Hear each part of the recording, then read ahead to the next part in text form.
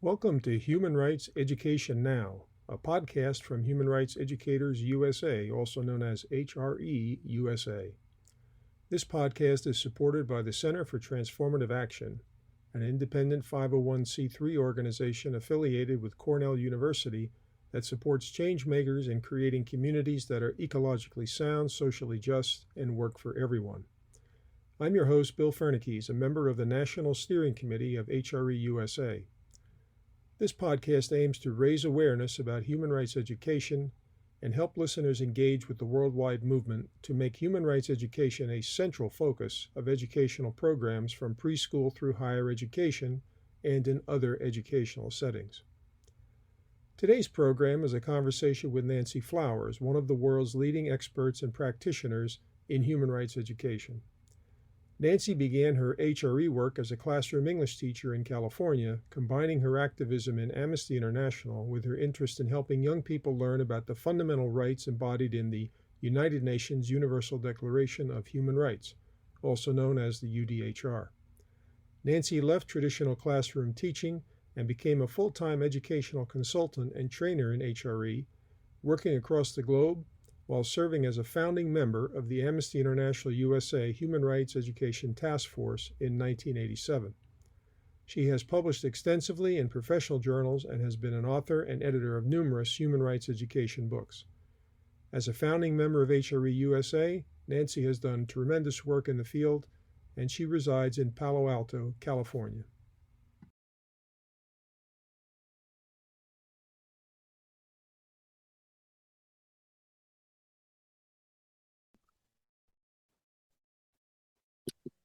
So Nancy, it is just great to be able to speak with you today as the first person on the Human Rights Education Now podcast.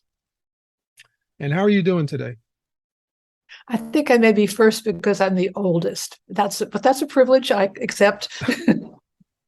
I wouldn't call it that. I think you're the first because you're the person who knows more about it than anyone else, as far as I'm concerned.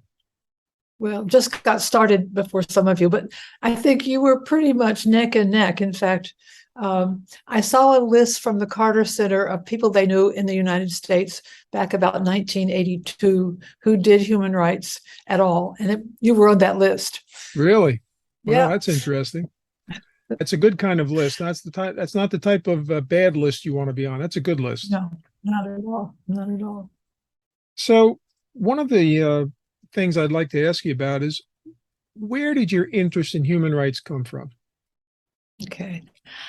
I think all of us, have foundational instincts that come from our family. And I'll say that although I'm a practicing Buddhist, my parents were very serious Christians, Episcopalians.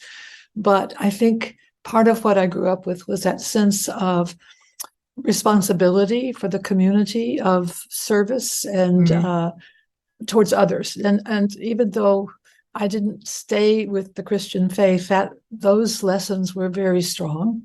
And I'd say there are three other factors. One is that my parents were from Mississippi. I was born there.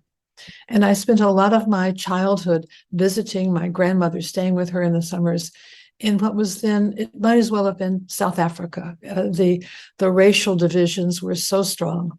And the county that I was born in, Sunflower County, it was about 80% Black, 20% white. And the divisions, the fear, and even as a child, I knew there was something wrong.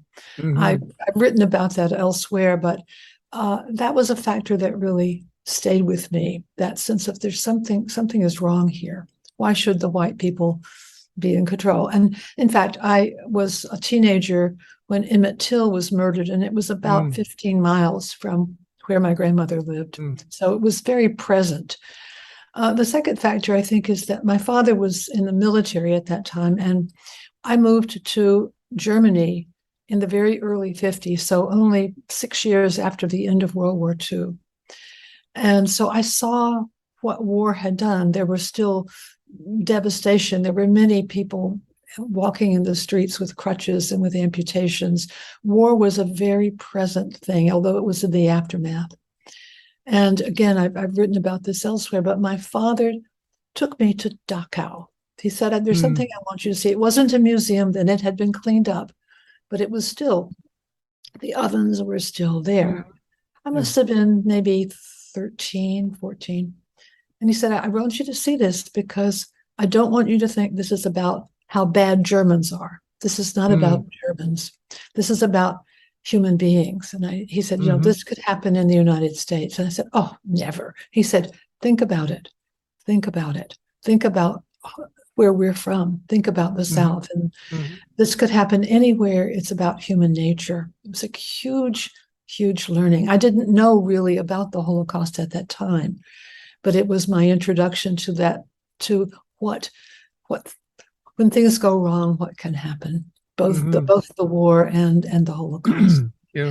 The second thing I would say was that I then went to university in the South at the University of Georgia, and I was there at the time that it was being integrated.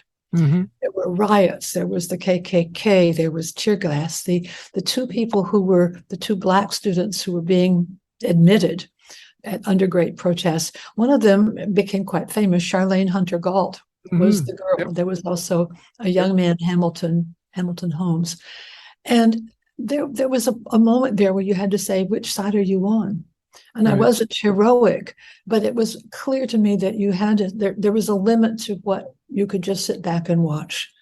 And so circumstances really pushed me into activism rather than another motivation of my own.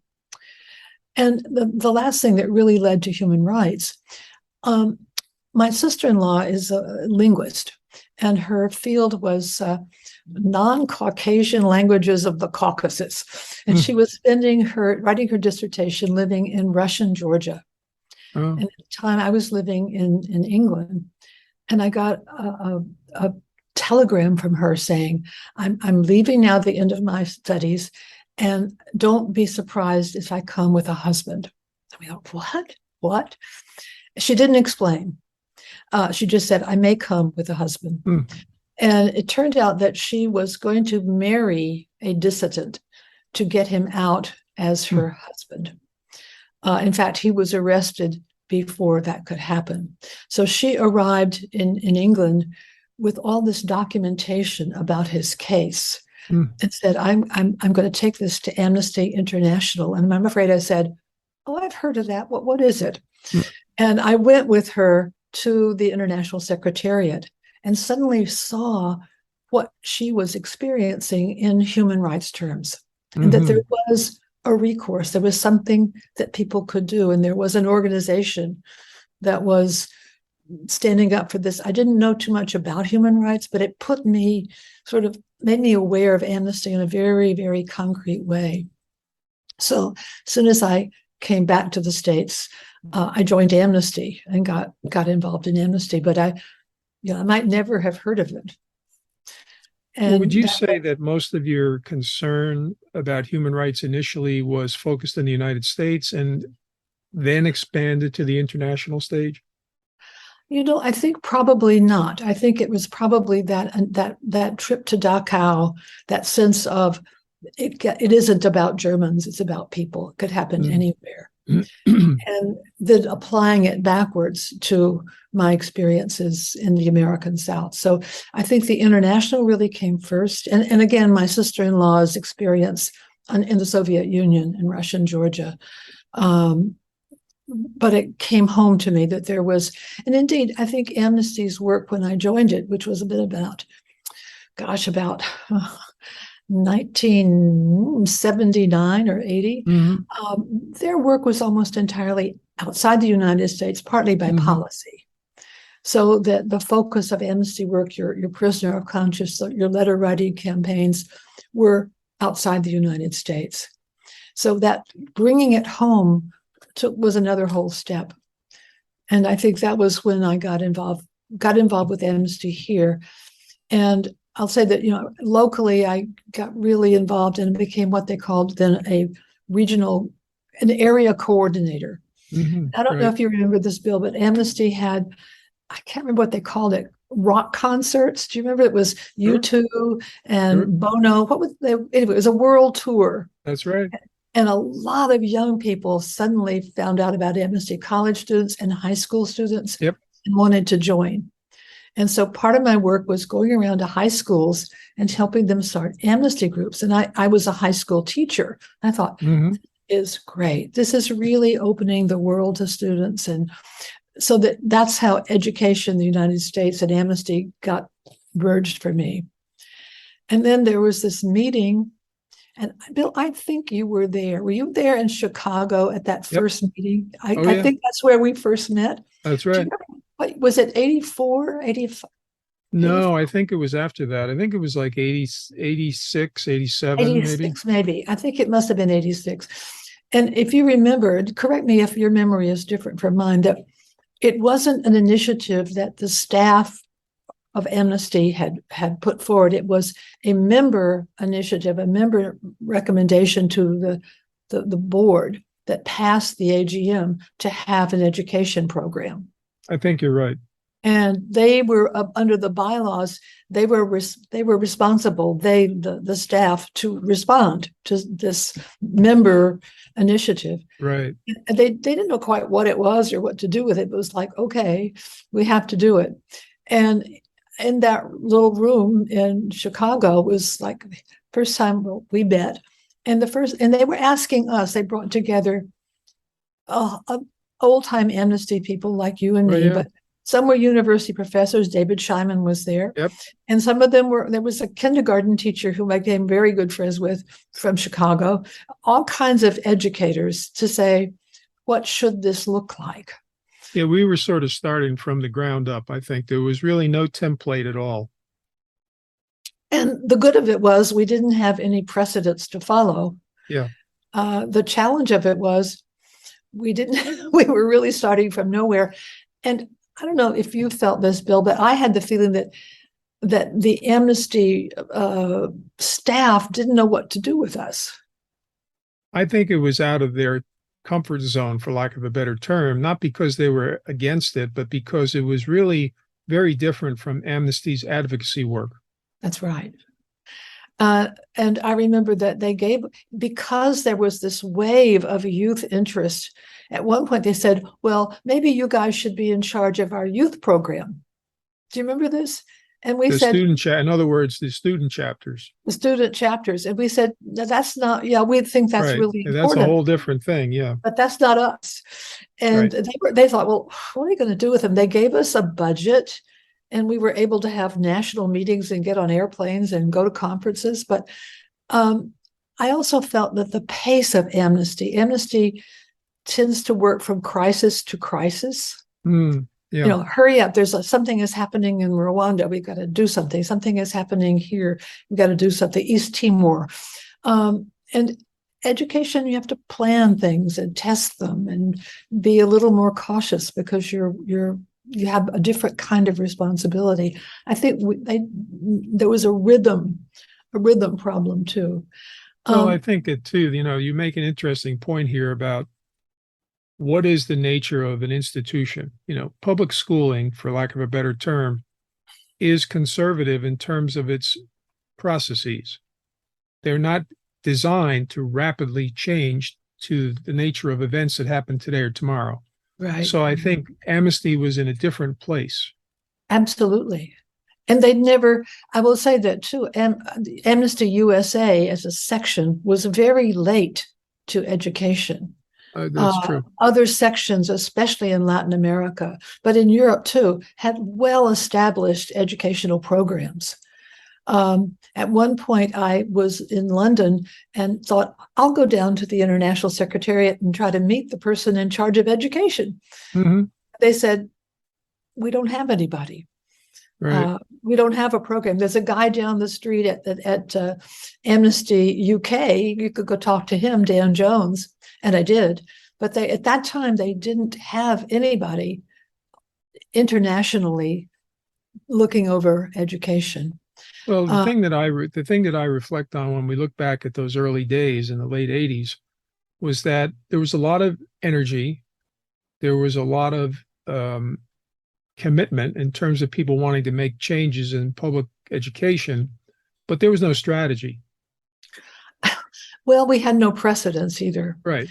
I'll just say about the International Secretariat of Amnesty that the only reason I believe they ever got a division was because I believe about 88 or about 87, 88, right about that time. In Norway, there's something they call a day's work. It's a national TV thing, like a March of Dimes, whatever-a-thon. And people they donate a day's work to some good cause. And they change the cause every year. And in that year, they decided to give the money to Amnesty, but they earmarked it specifically for human rights education. Oh, interesting. And it was, it was more than $1 million. So they said, well, thank you. We'll do something about it. And they finally hired a person. And that was, right. I don't know if you ever met her. Christina Saganga was her name. No. And actually, I thought from her name that she would probably be African. And so we were at a conference, and we were going to the same UNICEF conference. And I said, we'll try to meet. And I kept looking for an African woman with the right name tag. In fact, she's Colombian. Okay. But her one of her ancestors had been a pirate off the Barbary Coast. Wow. And was given an African name, Saganga. So it is an African name. Yeah. But she was ideal because she was fluent in Spanish, she was fluent in English, and was very well adapted to the kinds of international challenges she faced. And like us, she had to start from scratch. And, well, you bring up the interesting issue of the fact that there was no infrastructure in the United States for human rights education. So if we look at that sort of 85 to 2000 period, that 15 years, there were other challenges, though, historically and contemporary, that sort of made human rights education a difficult slog. What would you say some of those were, in addition to the fact that we had no infrastructure? Well, to go back to the challenges, infrastructure, both within our organization, sponsoring organization at that time, which was Amnesty, but also, within the educational institutions. And part of the work of that original group was to find some allies. And we went. I mean, this work came to me at a perfect time. Both my children had just gone off to college, so I had some extra time and energy in my life. And I went to probably a conference at least once a month to try to see if there was interest. I remember going to the National PTA conference, no interest, that kind of thing. Then went to the conference of the American Association of Catholic Bishops, some interest. So we were looking for allies. The early allies were, well, you were part of it. Well, part of it was NCSS. They picked, and you were the main link there.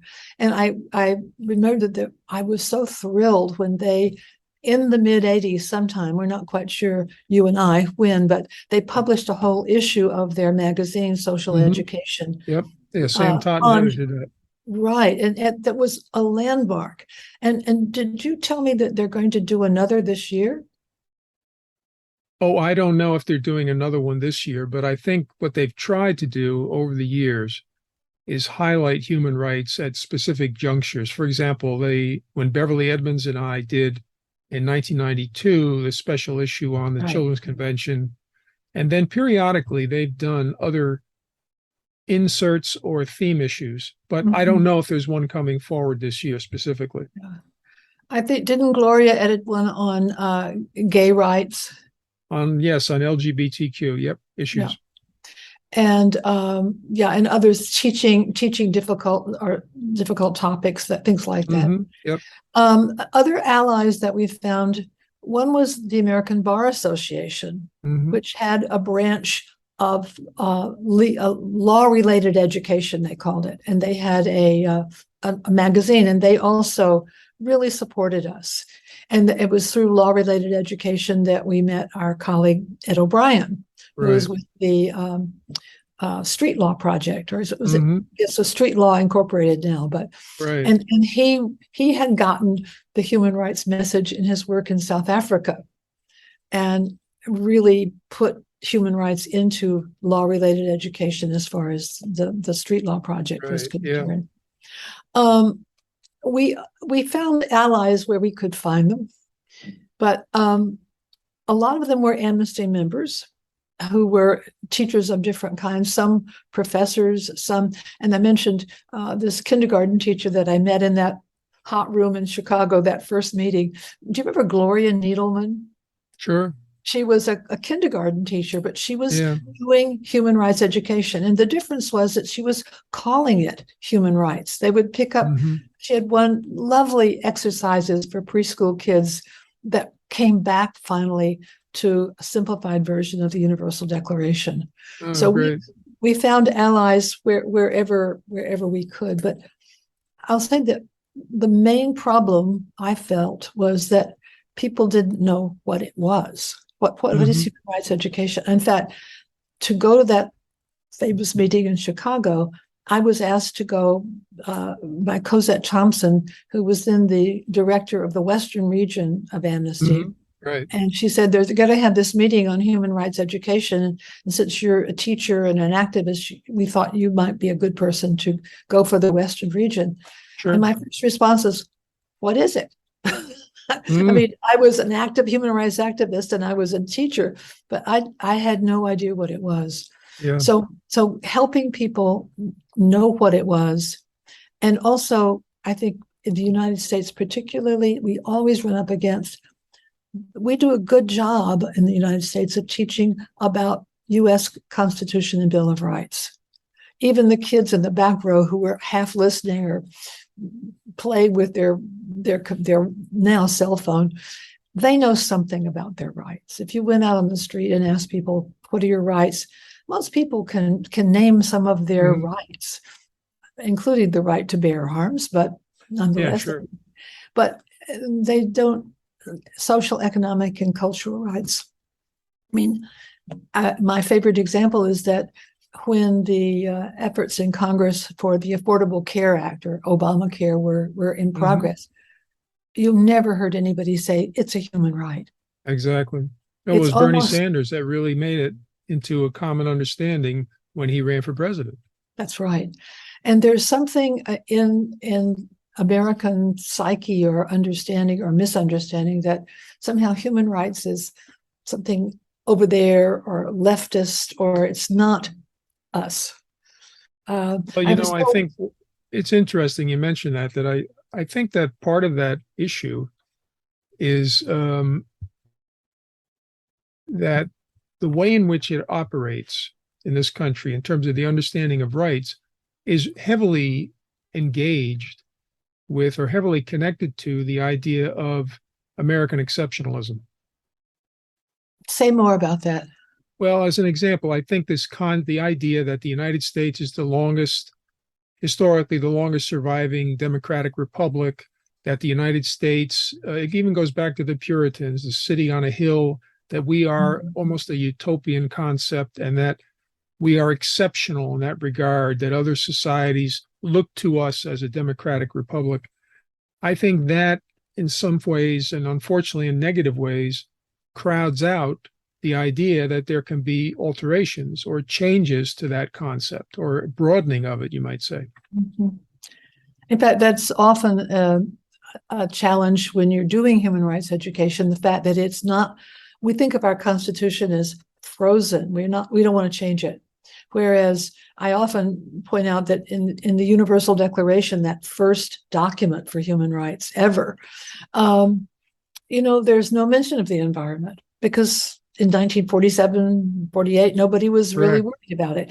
Yep. And nobody was thinking about people with disabilities. Nobody, I mean, it's an evolving body of norms and standards. And maybe that's also something that Americans have trouble with, that it's changing all the time. It's expanding. Well, it's also, the idea that people, I think, are more aware of it today. But I mean, when I was in high school, there was no concept that there would be a more expanded sense of what the vision of America could be. Mm-hmm. Nobody discussed onslaughts against Native Americans. Nobody discussed LGBTQ issues. Heavens.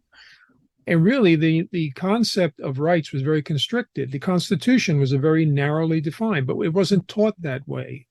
It was the idea, well, it can be amended, fine. But it took a long time. And as people have talked about, I think correctly, in the 1619 Project and other scholars, we've never realized a multiracial democracy to its full extent. I couldn't agree with you more. You're reminding me in this discussion of one of my favorite quotations from Jimmy Carter. The United States did not invent human rights. Human rights invented the United States. In other words, we did make it whole cloth and present it to the world, and we should also not claim it to be our bailiwick, that we're not out there to teach the world. In fact, one of the things I learned early on when I got involved in human rights education was, people have been doing this in wonderful ways in other places long before we even got started, Exactly. especially in Latin America.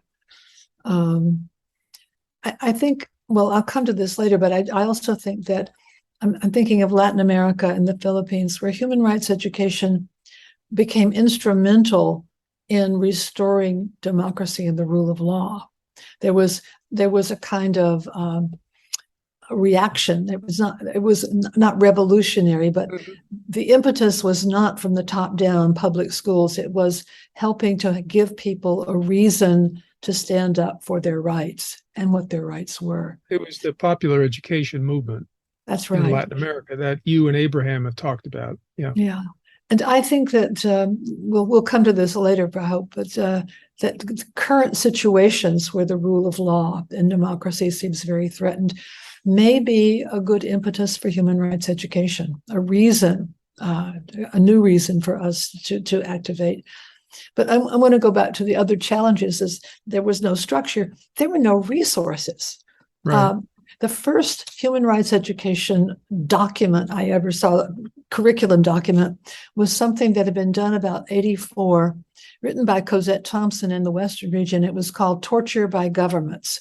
Amnesty was having a torture campaign worldwide, and she wanted to offer some lessons to make torture, to introduce the Universal Declaration of Human Rights, but to make torture seen from a human rights perspective. Mm-hmm. You could get a little kinky with torture, but it was for high school, and it was the first time I ever saw it. And one of the things that began, and as we began, partly because of us, but not entirely, we began to develop curriculum materials. And help me if you remember this differently. I think we concentrated at first on the Universal Declaration. Right, exactly. And we had that cartoon video that had been developed for the concert tour. Yep. They played it in the lobbies and actually in the men's and women's rooms during those concerts. But we didn't have much, and we really had to develop it. Some of the first books, though, were really important. David Scheinman had a book that he wrote for the Anti-Defamation League called The Prejudice Book. It was in the early 80s, but it did look at prejudice, and it did talk about human rights. And it also was a model of really good interactive exercises. I learned a lot from that. Another really early formative book for me was Betty Reardon's book called, let me just get the title right, Teaching for Human Dignity. And she offered a developmental look at human rights education. So what do you do with preschool? What do you do with high school? And offered lessons, but also framed it in relation to other related fields. There was diversity education.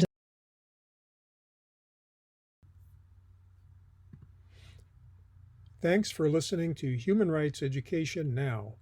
Our next program will feature a second conversation with Nancy Flowers, and you can read additional information about this podcast at www.hreusa.org. If you have questions or comments about this podcast series, you can share them on LinkedIn, on Facebook at HREUSA, on Twitter at Human Rights Ed US. You can also listen to this podcast on the HREUSA YouTube channel.